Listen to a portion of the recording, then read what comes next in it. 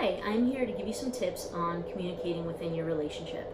So the first thing is the balance of positives to negatives. So if we take individuals, for example, individuals, for every one negative you hear about yourself, you need 5 positives just to have a balanced self-esteem. So I'm not talking about having a narcissistic self-esteem or anything like that, just an average healthy self-esteem.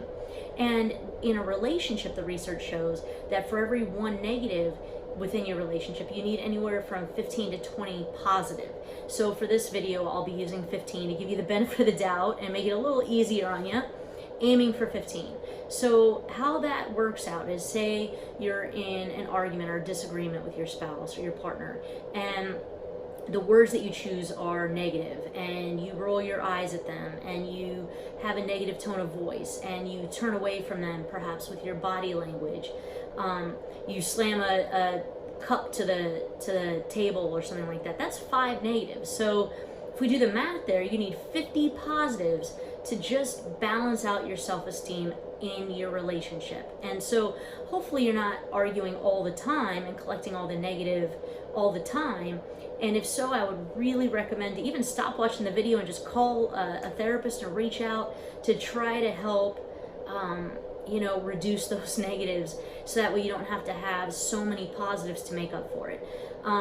But moving on, so just to be aware of that.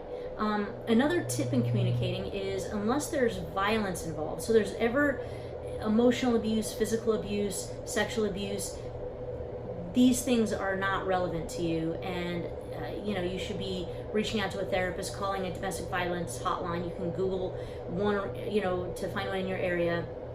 But for people who aren't in abusive relationships, if you are touching in some way when you're communicating, a lot of times that tells the other person, I'm with you, I'm trying to work this out with you. I might not agree with you, I might not understand you, but I'm trying to work this out. And I've had couples sit back to back or sit pinky toe to pinky toe, but touching in some way can be really helpful. And also to be aware of your own energy when you're communicating. And so if you're trying to say something negative, or you're trying to say something that you want fixed, or something that you need your partner to hear, first try in your head to say 2 or 3 positive things about them. Why are you with them? And not just, I love them, they love me.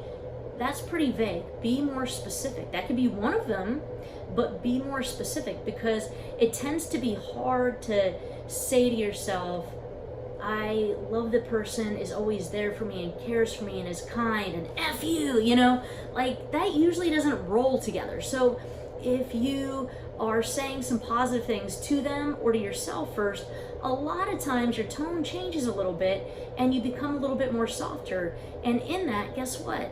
They usually hear you more. And usually if you're feeling like every time you're talking, the other person is defensive or not listening, there's a decent chance that in some way they're feeling attacked. It may not be that you're meaning to attack them, but you're attacking them. And so if you're watching your tone and you're watching, how you're saying things and trying not to blame them and using I statements, which, I have a blog on I statements as well, so you can check that out as well.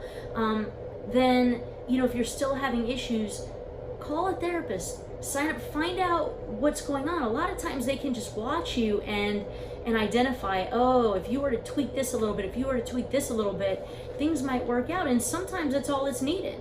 Sometimes it's more than that. Sometimes it's practicing I statements. Sometimes it's practicing talking without being offensive or attacking and putting the other person on the defensive. And again, when I'm saying that you're attacking them, I'm not saying that you're intending to hurt them or attack them.